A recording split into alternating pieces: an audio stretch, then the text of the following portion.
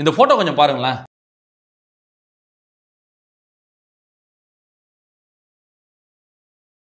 ஒரு நிமிஷம். இந்த விஷுவல்ஸ், இந்த போட்டோவை பார்க்கும்போது உங்களுக்கு அப்படிதானே தோணி இருக்கும். இந்த மீடியா நமக்கு எது காட்ட நினைக்குது? மீடியா வந்து உண்மையை பேசுதா, பொய் பேசுதா?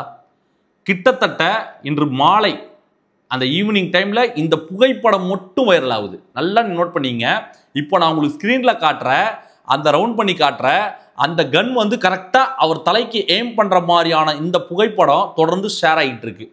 வீடியோ வந்து லேட்டா தான் வருது. ஆனா இந்த நெகட்டிவான பொய்யான நரேஷன் இருக்கக்கூடிய இந்த புகைப்படமானது கொஞ்ச நேரத்திலேயே சமூக வலைதளங்கள்ல மிகப்பெரிய அளவுல காட்டுத்தீ மாதிரி பரவுது. பதட்டப்படுறாங்க, என்னன்னு. ஆனா உண்மை வேற. இதுதான் வந்து பத்திரிகையாளர் தர்மமானு கேட்கணும். அங்க நிச்சயமாக பத்திரிகையாளர் இருந்திருப்பாங்க.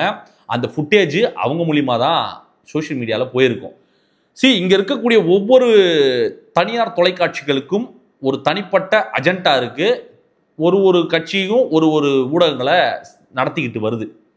இந்த புகைப்படத்தை முதல்ல பரப்புனது யாரு, அவங்களோட உள்நோக்கம் என்ன, தளபதியின் பெயருக்கும் புகழுக்கும் களங்கம் விளைவிக்க வேண்டும் என்ற ஒரே உள்நோக்கம் மட்டும்தான் இது மூலியமா தெரியுது. நடந்தது இது. என்ன சுடுற மாதிரி காட்டுறாங்கன்றத நம்ம பார்த்தது. எத்தனை மக்கள் இதை நம்பியிருப்பாங்க?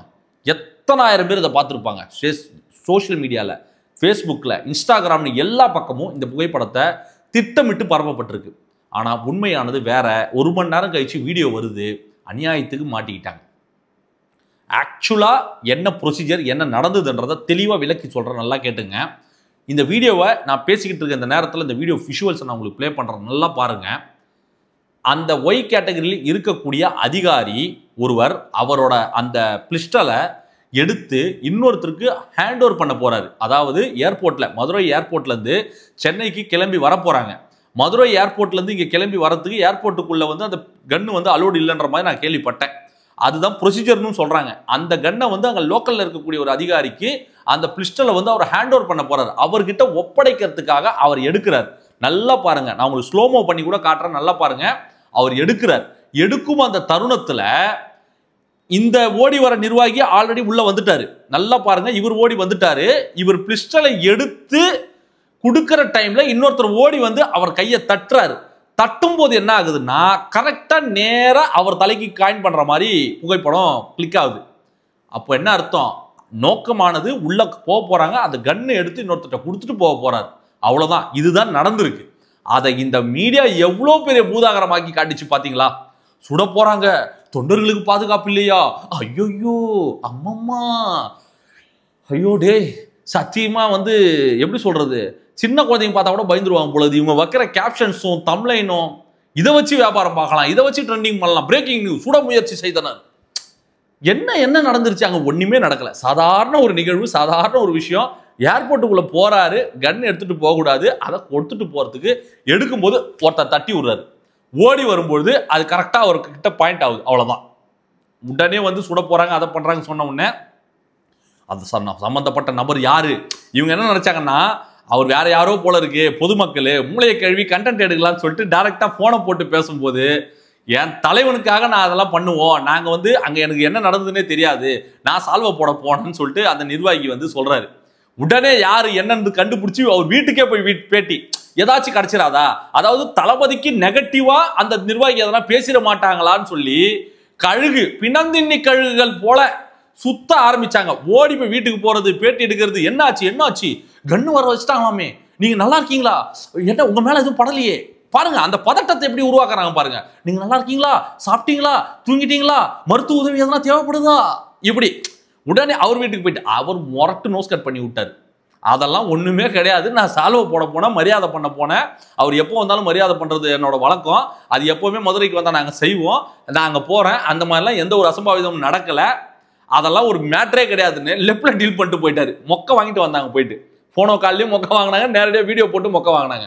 தோத்துக்கிட்டே இருக்கீங்களேடா, அந்த நாட்டம படத்துல வரும் பாருங்க, தோத்துக்கிட்டே இருக்கேடான்ற மாதிரி இவங்க என்னமோ பண்ணி கெட்ட பேர் உண்டாக்கணும், இல்ல ஏதாச்சும் ஒரு நெகட்டிவ் இம்ப்ரெஷனை கிரியேட் பண்ணணும்னு நினைக்கும் போது டப்புன்னு புஷ்பானம் ஆகி போயிடுது. இவங்க ஒவ்வொரு டைம் திமுக சைட்ல சரி, இல்ல மீடியா சைட்ல சரி, ஏதாச்சும் ஒரு நெகட்டிவா கொண்டு போயிட்டு மேலிடத்துல போய் நல்ல பேர் வாங்கலாம். சார் நான் கண்டுபிடிச்சது, சார் இதை நான் பண்ணது அப்போதான் இன்கம் வரும், சன்மானம் கொடுப்பாங்கன்ற மாதிரி இதை சொல்லாம சைனாக்காரன் எதையோ கண்டுபிடிச்சா நான் எதை கண்டுபிடிச்சிருக்கேன் பாத்தியா அந்த மாதிரி இவங்க எதனா ஒரு நெகட்டிவ் கண்டுபிடிச்சி அதுக்கு கிரெடிட் வாங்கிக்கலாம்னு பிளான் பண்ணாங்க.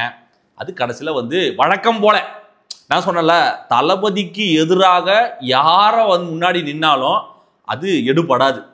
அது யாராக இருந்தாலும் சரி, நான் பல இடங்களை பதிவு பண்ணியிருக்கேன். அது ஒரு மிராக்கல். அது தளபதி என்ற ஒற்றை மனிதரை வந்து நீங்கள் தரம் தாழ்த்தணும், அவர் வந்து ஏதாச்சும் ஒரு நெகட்டிவை கிரியேட் பண்ணி அவரை வந்து நீங்கள் அவர் புகழுக்கு களங்கம் விளைவிக்கணும்னு நினைக்கிற எவனாக இருந்தாலும் அவன் காணாமல் போயிடுவான்றது தான் இந்த காலம் உணர்த்திருக்கும். நிச்சயமாக இது நடக்கும். இது ஒன்றுமே கிடையாது. இதை மாதிரி நிறைய விஷயங்கள் வரும். சின்னதுக்கு திருமணத்துக்கு விஜய் தும்புனா, ஐயோ விஜய் தும்பிட்டாரு, அந்த பக்கத்தில் ஒரு நிர்வாகி இருந்தாரு, தும்பும் போது அவர் மேலே பட்டுருச்சு, இப்படிலாம் கொண்டு வருவாங்க. புரியுதுங்களா? அவர் காருக்குள்ள போனாரு, காருக்குள்ள போகும்போது எல்லாரும் கை காட்டுறாங்க, திரும்பி பார்க்கலன்னுவாரு. இப்படியெல்லாம் கொண்டு வருவாங்க. இன்னும் என்னென்ன சின்ன விஷயம் என்னென்ன இருக்கோ அதெல்லாம் கொண்டு வந்து மக்கள் முன்னாடி காட்டி நெகட்டிவ் கொண்டு வர பார்ப்பாங்க. ஆனால் அது எடுபடலைன்றது தான் பரிதாபமாக இருக்கு. இவங்களுக்கு கண்டென்ட்டே கிடைக்க மாட்டுது பாருங்க. கண்டென்ட்டே கிடைக்காம இவங்க எந்த அளவுக்கு கதறாங்கன்றது இன்னைக்கு நடந்த ஒரு விஷயம் சாட்சியா நம்ம எடுத்துக்கலாம். பரபரப்பா போயிட்டு அண்ணன் சிடிஆர் அவர்களுக்கு போன் போட்டு காலு, உடனே அவர் அண்ணன் நிர்வாகி அவர் வீட்டுக்கு போயிட்டு பேட்டின்னு சொல்லி இன்னைக்கு அரசியல் சூழலே ரொம்ப பெரிய கலவரமாக்கி விட்டாங்க. இது மூலியமா நம்மளும் வந்து என்ன தெரிஞ்சுக்கணும்னா, பொதுமக்களாகிய நம்மளும் ரசிகர்களும் என்ன புரிஞ்சுக்கணும்னா, அவர் வரும்பொழுது அந்த ஏர்போர்ட் மாதிரி இடங்கள்ல பொதுமக்கள் கூடக்கூடிய இடங்கள்ல மற்றவங்களுக்கு தொந்தரவு இல்லாம அவர் வந்து போறதுக்கு ஒரு சுமூகமான ஒரு வழி ஏற்படுத்தணும். அப்போதான் அவர் வந்து ஃப்ரீயா மக்களை வந்து சந்திச்சு பேசி அவரோட குறைகள் கேட்டுக்கிறதுக்கு வசதியா இருக்கும். இனி வரும் காலங்களில் அவர் வந்து போகும்போது எந்த ஒரு இடையூறு இல்லாம பார்த்துக்க வேண்டியது ரசிகர்களாகிய நம் கடமை. அதை நம்ம உறுதிப்படுத்தணுன்றது இந்த இடத்துல நான் சொல்லிக்கிறேன். மக்களே உஷாராக இருங்கள். பொய் நரேஷன்கள் கட்டவிழ்க்கப்பட்டுள்ளது. சோசியல் மீடியா முழுக்க இந்த மாதிரி வேலைகள் பண்றதுக்குன்னே ஒரு 100 பேரை இறக்கி இருக்கானுங்க. அது என்ன யார் என்பதெல்லாம் வந்து இனி வரும் நாட்கள் நான் கொஞ்சம் கொஞ்சமா உங்களுக்கு சொல்றேன். கிட்டத்தட்ட 100 பேரை இறக்கி இருக்காங்க தளபதிக்கு எதிராக இந்த மாதிரி சில விஷயங்கள் பண்றதுக்கு. கவனமாக இருங்கன்றதை இந்த இடத்துல நான் சொல்லிக்கிறேன். மீண்டும் ஒரு வீடியோவோட சந்திக்கிறேன். நன்றி, வணக்கம்.